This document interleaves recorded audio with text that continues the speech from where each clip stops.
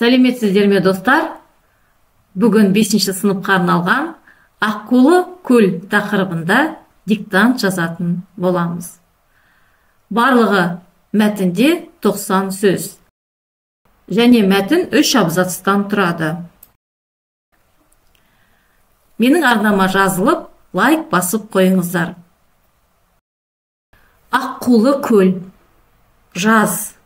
Жер жүзі көгеріп, жасыл ала жібекке оранып, құлпырады.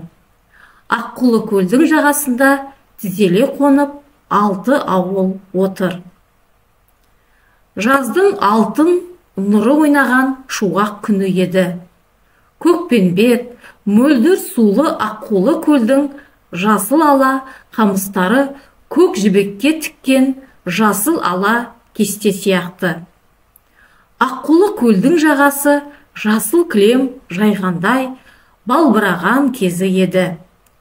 Көл ортасында қалың жасыл ала қамыстың айналасы айнадай жалтылдаған кең жайқын. Сол жайқында аппақ болып шаңқиған 2 аққу сыланып, ақырын әсем жүзіп көлеңдейді.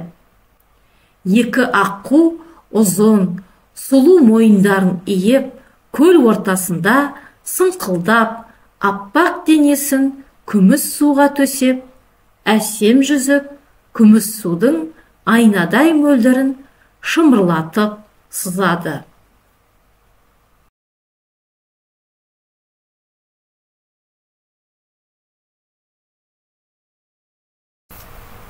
Ал енді, достар, диктантымызды жазамыз.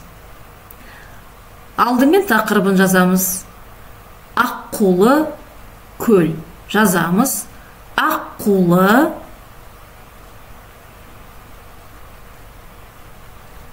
көл.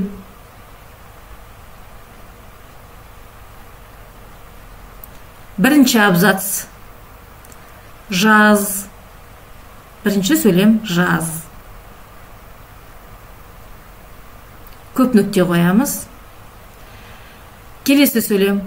Жер жүзі көгеріп, жасыл ала жібекке оранып құлпырады. Жазамыз. Жер жүзі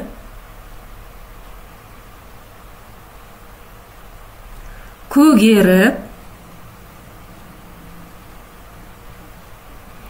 жасыл ала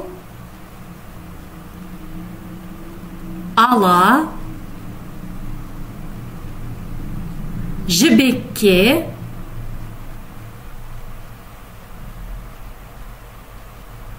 оранып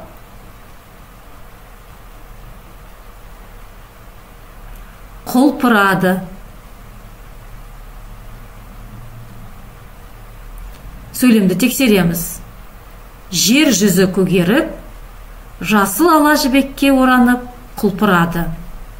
Тыныс белгілерін қоюға ұмытпаңыздар. Келесі сөйлем. Аққулы көлдің жағасында тізеле қонып 6 ауыл отыр. Жазамыз. Аққулы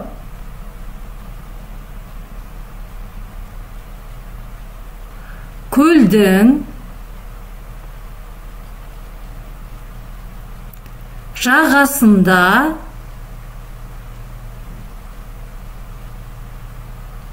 тізеле қонып 6 ауыл отыр.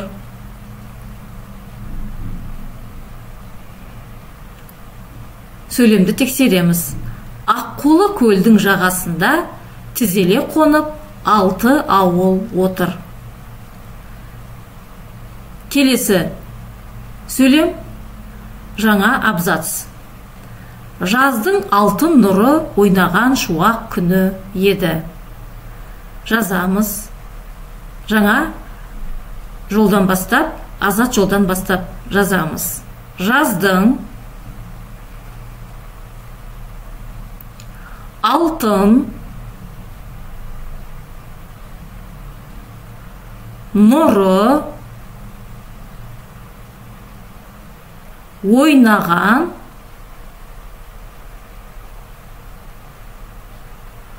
шуақ,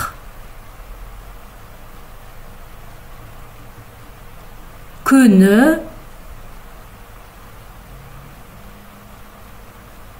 еді.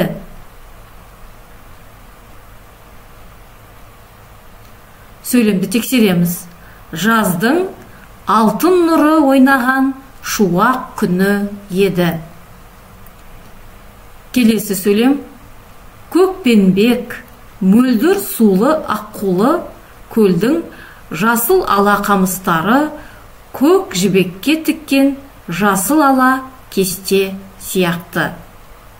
Жазамыз. Көкпенбек,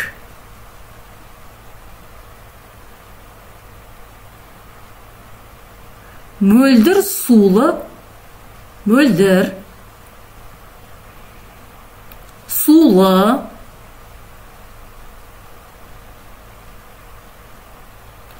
аққулы,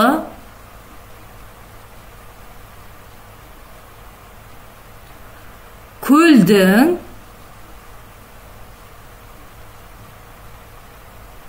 жасыл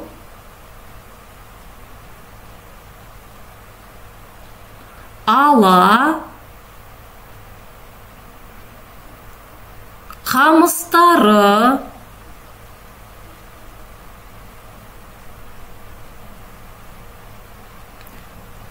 көк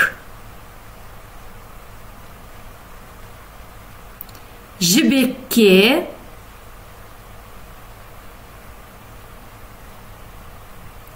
тіккен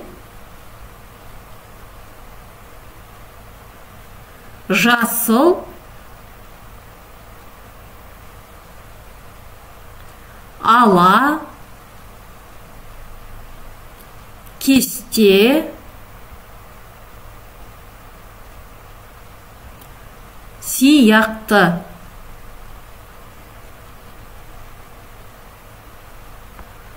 Сөйлемді тексереміз. Көкпенбек, мөлдір сулы аққулы көлдің жасыл ала қамыстары көк жібекке тіккен жасыл ала кесте сияқты. Келесі сөйлем. Аққулы көлдің жағасы жасыл кілем жайғандай балбыраған кезі еді. Жазамыз. Аққулы,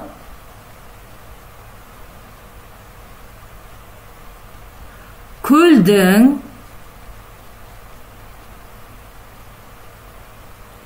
жағасы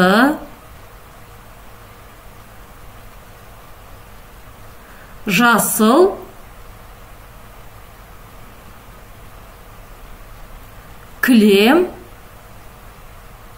жайғандай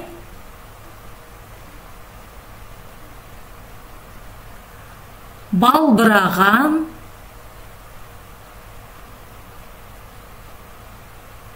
кезі еді. Сөйлемді тексереміз. Аққулы көлдің жағасы жасыл кілем жайғандай балбыраған кезі еді. Келесі сөйлем, келесі абзац. Көл ортасында қалың жасыл ала қамыстың айналасы айнадай жалтылдаған кең жайқын. Азат жолдан бастап жазамыз. Көл ортасында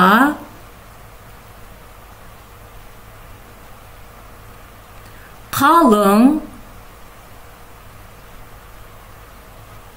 жасыл ала қамыстың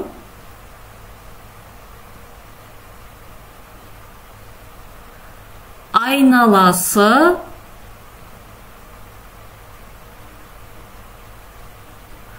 айнадай,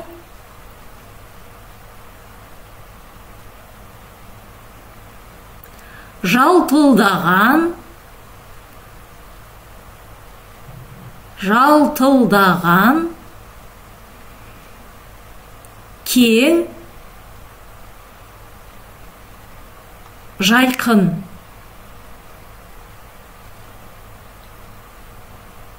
Сөйлемді тексереміз. Көл ортасында қалың жасыл ала қамыстың айналасы, айнадай жалтылдаған, кең, жайқын. Келесі сөйлем. Сол жайқында аппақ болып шаңқиған екі ақ қосыланып, ақырын әсем жүзіп көлеңдейді. Жазамыз. Сол жайқында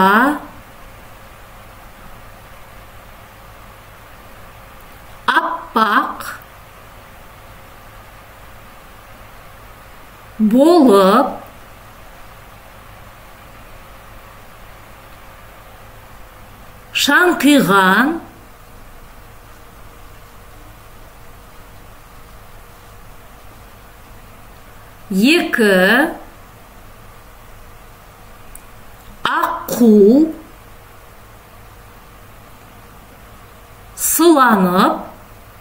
аққу сыланып ақырын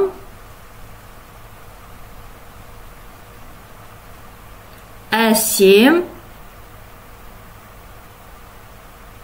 жүзіп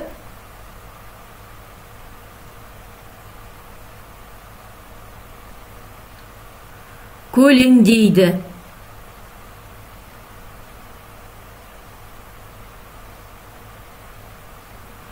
Сөйлемді тексереміз.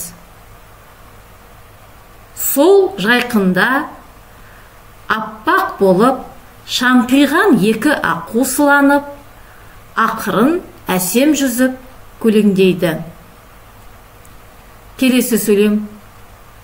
Екі аққу ұзын, сұлу мойындарын иіп, көл ортасында сыңқылдап, аппақ денесін күміс суға төсеп, әсем жүзіп, күміс судың айнадай мөлдірін шымырлатып сызады. Жазамыз. Екі аққу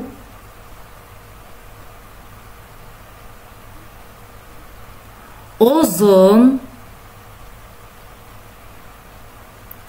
солу мойындарын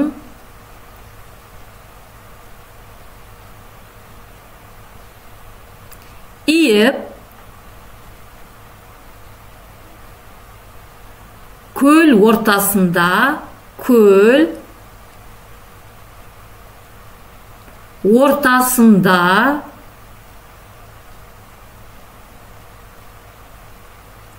сыңқылдап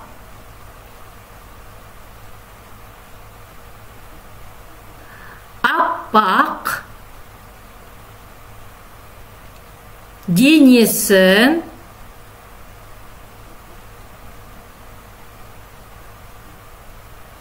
күміс суға төсеп, әсем жүзіп,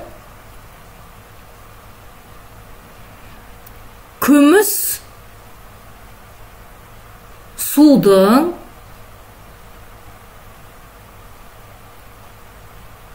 айнадай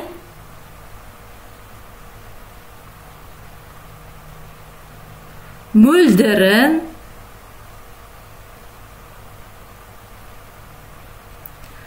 шымырлатып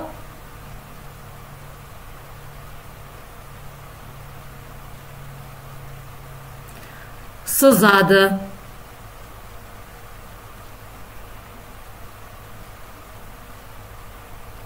Сөйлемді тексереміз. Екі аққу ұзын, сұлу мойындарын иіп, көл ортасында сыңқылдап, аппақ денесін күміс суға төсеп, әсем жүзіп, күміс судың айнадай мөлдірін шымырлатып сызады. Осымен достар, диктантымызды жазып аяқтадық. Енді мен мәтінді қайталап оқып шығамын. Содан соң экранға мәтіннің толық нұсқасы шығады. Өз-өздеріңізді тексеріп алыңыздар. Бағалау критериялары видеоның астында жазылған.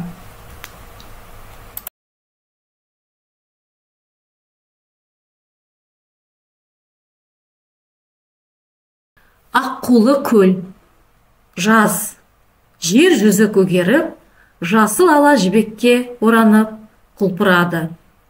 Аққулы көлдің жағасында тізеле қонып, 6 ауыл отыр. Жаздың алтын нұры ойнаған шуақ күні еді. Көкпенбет, мөлдір сулы аққулы көлдің жасыл ала қамыстары көк жібекке тіккен жасыл ала кесте сияқты. Аққулы көлдің жағасы жасыл кілем жайғандай балбыраған кезі еді.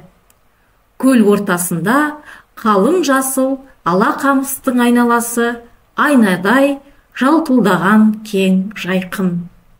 Сол жайқында аппақ болып шаңқиған екі аққу сыланып, ақырын әсем жүзіп көлеңдейді. Екі аққу ұзын, сұлу мойындарын иіп, көл ортасында сыңқылдап, аппақ денесін күміс суға төсеп, әсем жүзіп, күміс судың айнадай мөлдірін шымырлатып сызады.